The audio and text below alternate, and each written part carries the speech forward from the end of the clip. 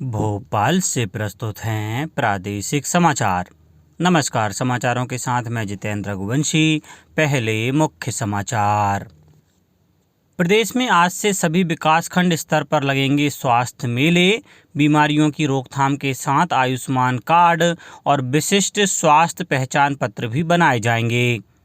केंद्रीय सूचना और प्रसारण मंत्री अनुराग ठाकुर ने कल मुंबई में 40वें हुनर हाट का किया उद्घाटन। कारीगरों और शिल्पकारों से अपने उत्पादों को OTT प्लेटफॉर्म पर लाने का किया आह्वान। खरगोन में सामान्य हो रहे हैं हालात। कल भी कर्फ्यू में दी गई 2 घंटे की ढील और प्रदेश में 2 दिन बाद गर्मी से कुछ राहत के आसार। अब समाचार विस्तार से। आज़ादी के अमृत महोत्सव में प्रदेश के सभी विकासखंड पर आज से 30 अप्रैल तक स्वास्थ्य मेलों का आयोजन किया जाएगा।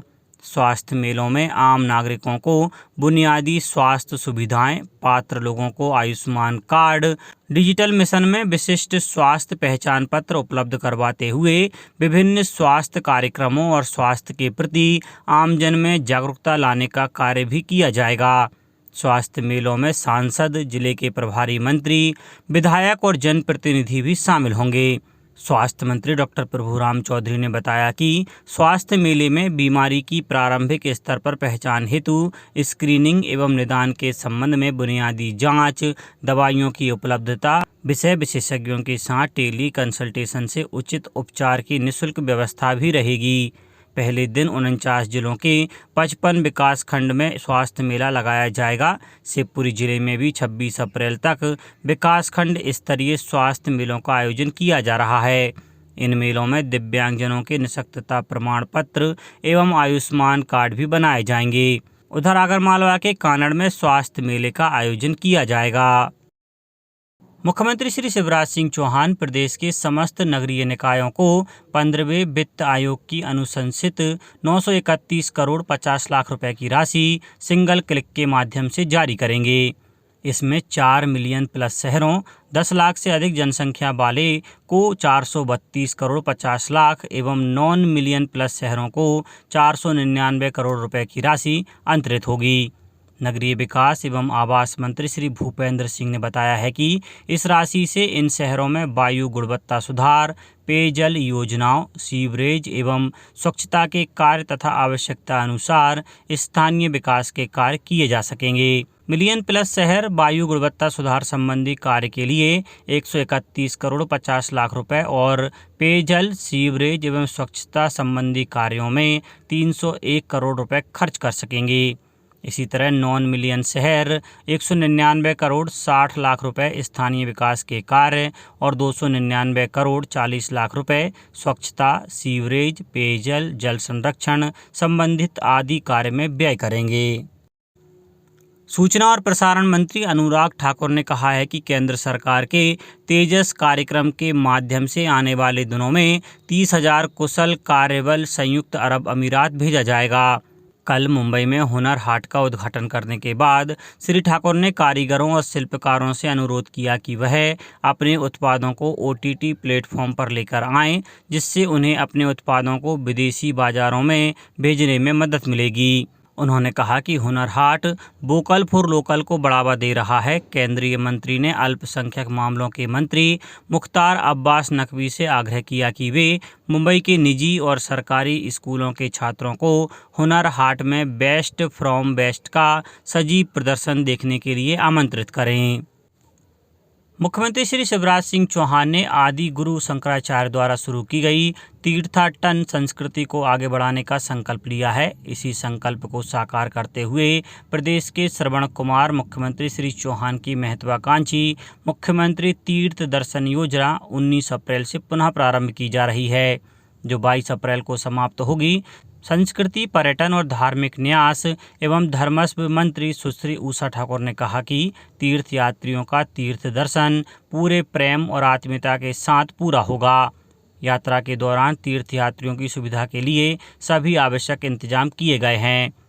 मंत्री सुश्री ठाकुर ने बताया कि रेलवे स्टेशन पर तीर्थयात्रियों को तुलसी की माला पहनाकर ढोल नगाड़ों से स्वागत किया जाएगा। स्टेशन पर स्वल्पाहार की व्यवस्था भी रहेगी।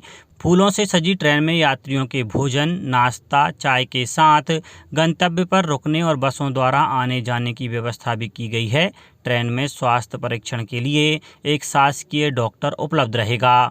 मंत्री सुश्री ठाकुर ने बताया कि रेल की बोगी पर जिले का नाम उल्लेखित रहेगा, जिससे यात्रियों को कोच ढूंढने में आसानी होगी। साथ ही सेंट्रलाइज साउंड सिस्टम भी होगा, जिसे आवश्यकता अनुसार सभी यात्रियों से बात करने के लिए उपयोग किया जाएगा। विशेष आकर्षण के रूप में ट्रेन में भजन मंडलियां रहेंगी, जो यात्रियों को सुबह शाम प्रार्थना और दिन में भजन कर प्रभु से जोड़े रखेंगी।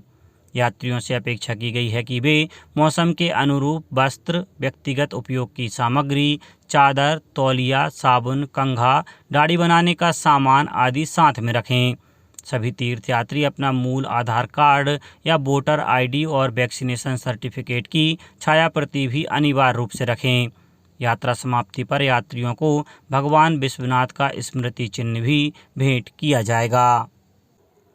राजगढ़ जिले में एक दिवसीय प्रवास पर आए नागरिक उड्डयन मंत्री ज्योतिरादित्य सिंधिया ने विभिन्न कार्यक्रमों में शामिल होकर केंद्र एवं प्रदेश सरकार की चल रही जन कल्याणकारी योजनाओं के बारे में विस्तार से जानकारी दी। पत्रकारों से मुखातिब होते हुए श्री सिंधिया ने कहा कि जब मैं पहले जिले में आया था तब कोई विकास कार्य नहीं थे, लेकिन अब जिले में विकास का बहुत बड़ा बदलाव देखा जा सकता है।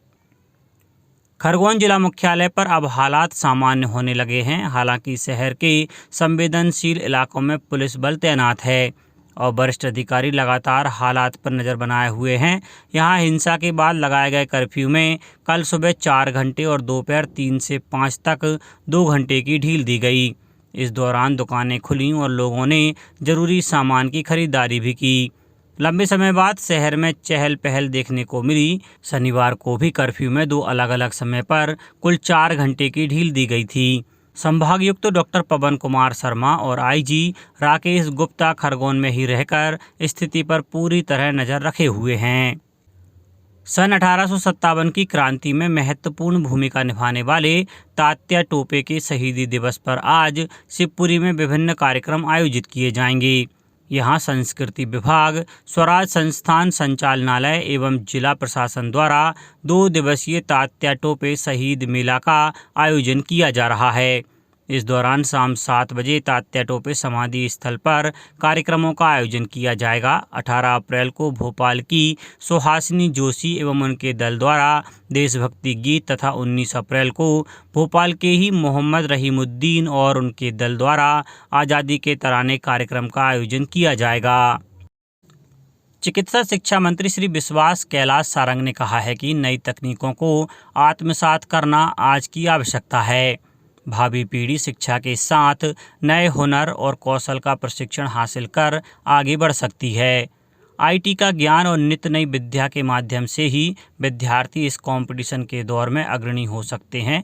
मंत्री श्री सारंग करुणाधाम आश्रम में स्कॉलरशिप प्रोग्राम को संबोधित कर रहे थे।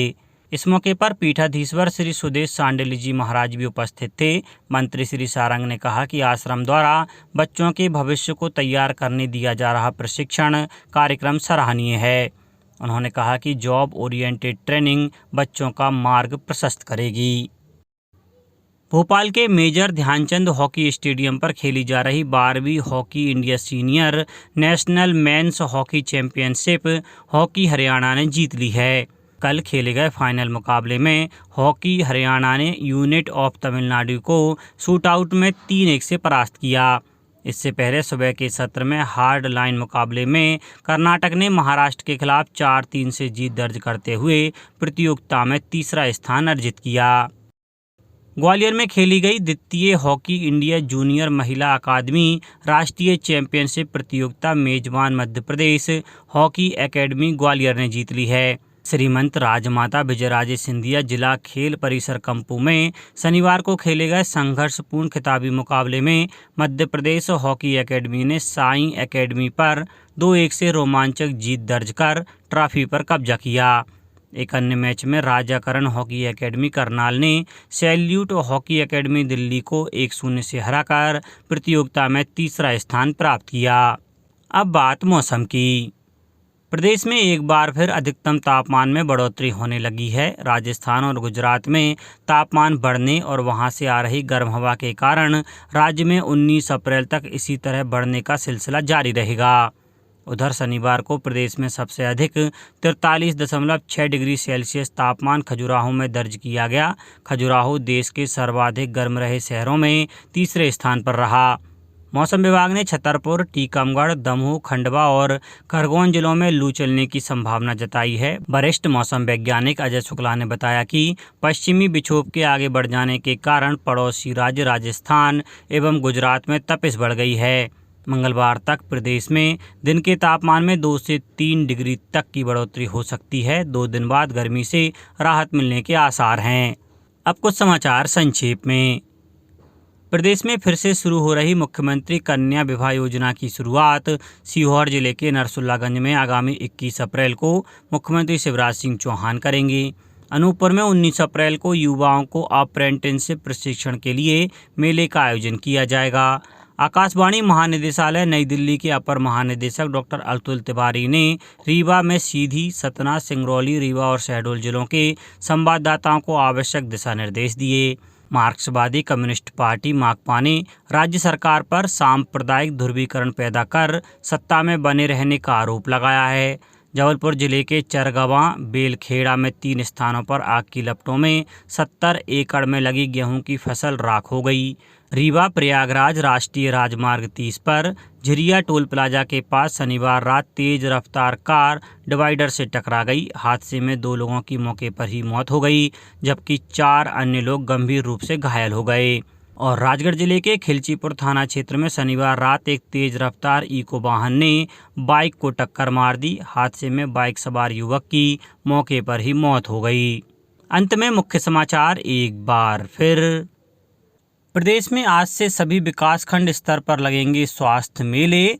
बीमारियों की रोकथाम के साथ आयुष्मान कार्ड और विशिष्ट स्वास्थ्य पहचान पत्र भी बनाए जाएंगे।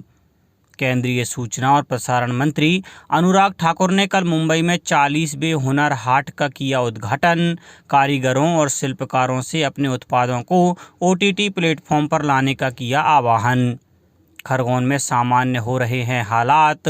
कल भी कर्फ्यू में दी गई 2 घंटे की ढील। और प्रदेश में 2 दिन बाद गर्मी से कुछ राहत के आसार। इस बुलेटिन में इतना ही। घर पर रहिए, सुरक्षित रहिए और सुनते रहिए प्रादेशिक समाचार। नमस्कार।